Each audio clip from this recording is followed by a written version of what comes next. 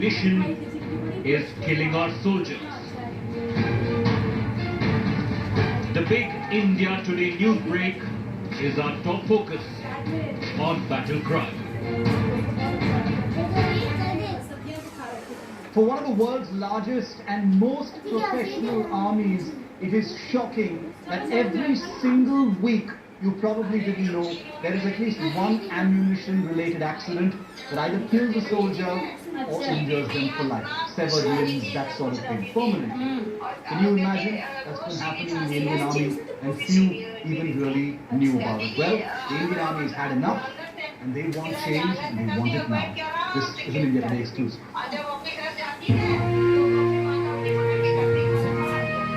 Speak up. 20 army men who gave their lives fighting a treacherous Chinese army in Ladakh's Galwan Valley in June.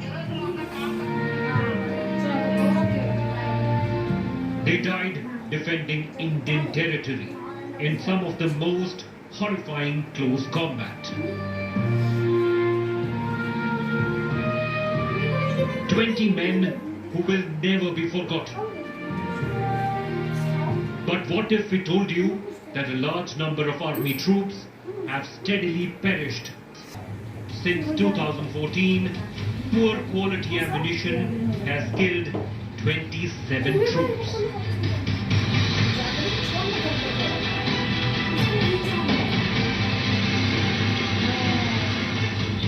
The disturbing number is from a brand new internal Indian Army report accessed and revealed by India Today this week.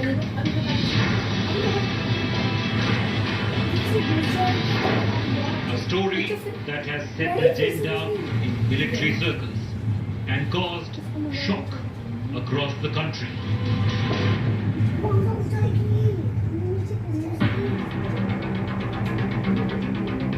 The report is a damning dossier on the quality of ammunition produced by India's government-owned Ordnance Factory Board or OFB. A network of factories that produce everything from artillery shells to anti-aircraft ammunition, to tank rounds, to the smallest bullets used in infantry rifles.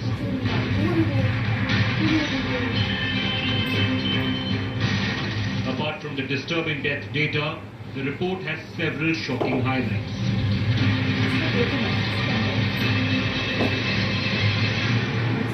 In other words, an accident every single week for 6 years. 159 troops have been seriously injured since 2014 in these accidents, with 13 accidents so far in 2020.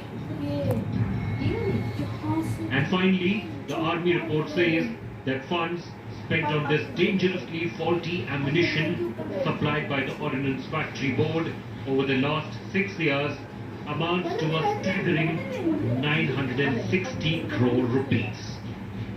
Enough to purchase 100 medium artillery guns. A truly shocking illustration of the toll in human life and public money. While the Army report had caused eruptions within the defense establishment, India Today's news break has triggered a wave of shock and outrage over how the lives of troops have been endangered by poor quality ammunition.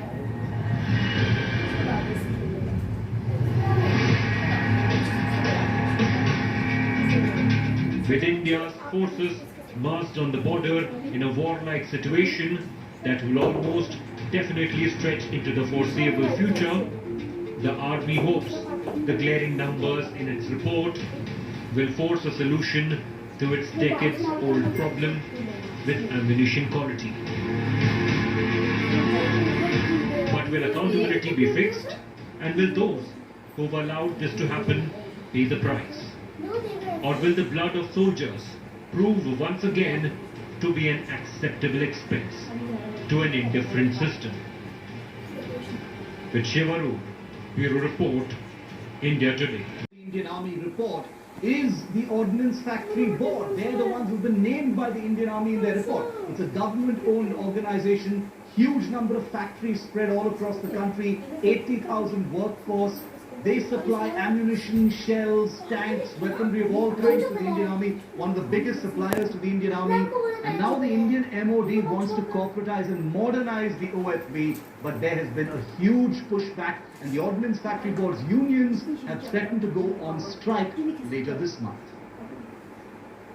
So things have come to a head between the Indian Army on the one side and its principal supplier of ammunition, the Ordnance Factory Board, on the other. But how is this going to get resolved? Here on Battle Cry, we're very happy to be joined by former Ordnance Factory Board Chairman Hari Mohan, who was chairman until only a few weeks ago. We also have with us Lieutenant General PJS Pannu, who's a former Corps Commander of the Ladakh Corps as well as Director General of the Infantry. You first, because the topic at hand is this Army report which points a finger at the Ordnance Factory Board and says that as many as 403 accidents have taken place, one every week, owing to poor quality Ordnance Factory Board ammunition, that 27 soldiers have been killed over the last 6 years, 159 have been injured. These are some very damning figures, sir. My first question to you is your appreciation and your response,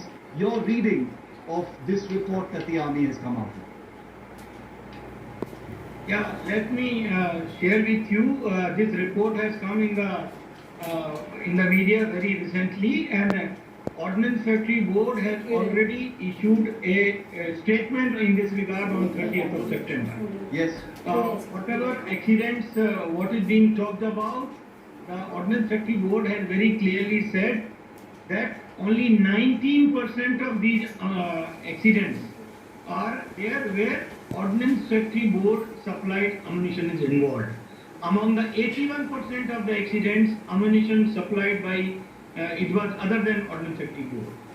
This is the first figure which I can share with you. Okay. General Pannu, if I could bring you in, the counter that's been provided. Okay, I want to stay with some specifics, then we'll get to the broader issues, because the specific figures that have been put out by the Army are quite alarming. The Ordnance Factory Board has turned around and said that the Army pretty much is exaggerating these figures. Is the Army exaggerating them? Shivarur, thank you very much for getting me here on the program. Well, you know, some data has been put out in the news media, and I'm not really privy to the official data anywhere. Yes. But with my experience, I know that there have been accidents. In fact, not only the Indian Army, I think all the defense services and defense forces have been complaining for long about the quality of ammunition and also arms being produced by the Ordnance Factory, and therefore data can be anything. But the fact is that yes, there have been accidents, and the life of soldiers have been lost. That is all what I can say. Mr. Hari Mohan, you know, the statement that the Ordnance Factory Board has put out in response to the Army report, and let me make it very clear, this is not a media report, sir. This is an Indian Army document that has been reported in the media. So these are Indian Army figures. They have not been created by the media. It's the Indian Army. Let me say that once again. Mr. Hari Mohan, the Ordnance Factory Board appears to be accusing the Army of, you know, exaggerating the issue, putting out wrong data, saying that the Army itself has faulty, maintenance protocols, and is trying to blame the Ordnance Factory. Is that what this is about? The Army versus the Ordnance Factory Board? See, let us not make it like that it is Army versus Ordnance Factory Board. See, ammunition manufacturing and then ammunition use, it's all together is a scientific process. When we manufacture ammunition, there is all set quality conditions. At every stage, when a component is manufactured, it is passing through a quality stringent parameter. Every explosive we make, it is proof tested. Every component which goes into ammunition is proof tested. And once the ammunition is made as a finished product, and again that is ammunition is proof tested. After the ammunition is being issued to Indian Army, the ammunition has to be stored as per the specified storage conditions. Thereafter, the ammunition has to be used as per the given protocols. The weapons are also to be maintained. I would mention to you, see, this tussle was always there between various stakeholders of Ministry of Defence. Ordnance Safety Board will say something, manufacturer will say something, user will say something, DGPO will say something. Now, just to address this issue, way back, around 7-8 years back, the MOD, we took a decision that whatever ammunition is freshly getting manufactured, we would test that ammunition in the field. Okay. The ammunition freshly being supplied to Army, once received by Army, stocked by Army, one box is picked up randomly and it is fired. Say it is fired after 3 months or within 6 months of its manufacture. And I will again share the data with you. The whatever firing has been done in last 7-8 years, 99% of the ammunition has been found successful during the field firing in the Army. Okay. So this was all. And first of all, ammunition and weapon combination, its manufacturing, its use, weapon maintenance, ammunition storage. Mr. Harimohan, let me take that question. Let me take that point you raised to General Pannu. General Pannu, then help us explain these figures.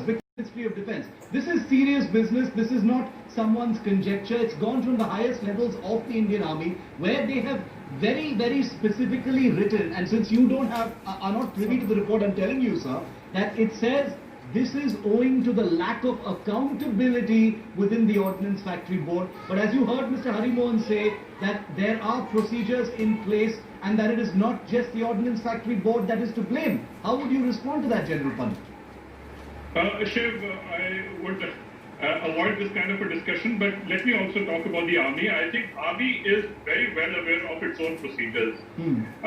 I think right from the day one, when you get commissioned, you find that all that you're doing is procedures and procedures and procedures and so much of discipline.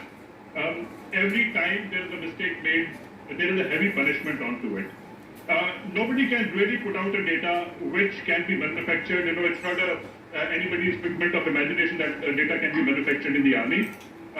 Army has very responsible system through which any data would be put out. If this data has been officially put out by the Indian Army, I suppose I would trust the reports because they are done by very, very responsible officers who have grown into the hierarchy with experiences. When I talk about my own experiences, I know how much of ammunition gets segregated. The moment ammunition gets segregated, we have registers, we report, and the entire lot has to be segregated because there will be more accidents. And to avoid those accidents, in fact, if you don't segregate that kind of ammunition, there would be more accidents.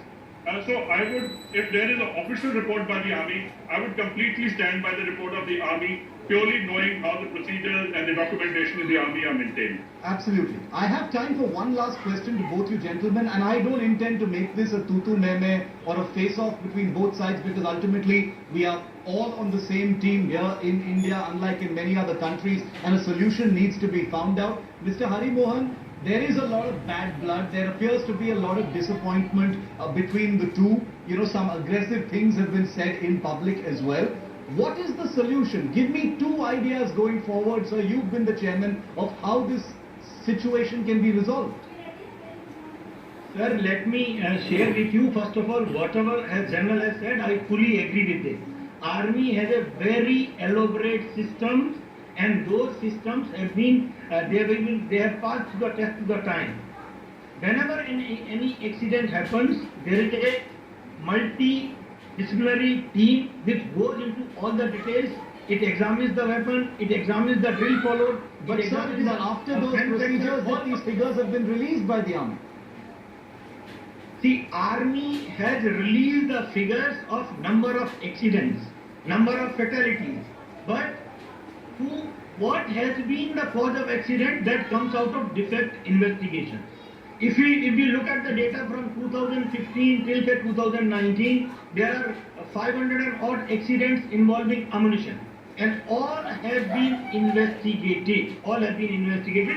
A large chunk up to so whatever cases pertaining to 2019, they have been investigated. And when I am sharing you that 19% cases the OFB ammunition was involved, 81% cases of OFB ammunition was not so involved. it appears to me that there isn't going to be any forward movement as far as these figures are concerned. General Pannu, you said you stand completely by the report. So I want to end on a constructive note, if that's possible at all, in this atmosphere, since we are on the same team. General Pannu, what would you say are the two things either the army or the OFB can do to move past this impasse, this stalemate, as far as defective ammunition is concerned?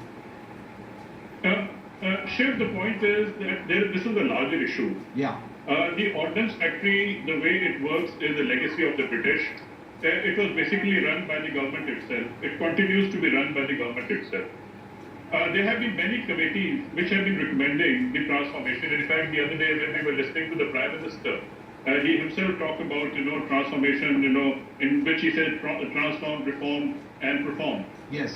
Those are the kind of things when you see the warfare, the paradigm shift which is taking place in the way the warfare is happening, from where we fought in the third generation, we had analogous systems, and the Ordnance Factory has been producing low-end technology because that is how the British designed it. Right. They continue to work in the same system, and they have been producing equipment which is meant for third generation warfare. The paradigm shift has happened in technology. Warfare is a very, very expensive, game. The concepts have undergone a change, the technology has undergone a change, and therefore this rapidity of change has to be absorbed by our own systems, and you cannot have systems which are very rigid, which unfortunately the OFB is. Very high cost, that equipment is given not in time, as also it is, the kind of requirement which the Indian Army has, which is on fast operations, technology-based operations. Okay. The current systems are not meeting the requirement, and the number of committees, right from TK Nair Committee of 2000, Vijay Khelkar Committee, Raman Puri Committee of 2015, Shekhar Committee of 2016, as of late in May. I understand what you're saying, General Pannu. I understand what you're conveying as well, that this is... All these are talking Yes. about the redundancy of the system, which we have to change. This is an issue that's been going on for many years, perhaps even many decades, because this is a legacy issue. But as the country faces a lot of threats, this is a basic thing that needs to be resolved. Transformation is the order of the day, and both organizations, perhaps, and especially the Ordnance Factory Board, has to know that it has to keep up with the times. There is a big process on right now to modernize and to impose accountability as well. We cannot compromise on the supply lines of ammunition. We've uncovered the story.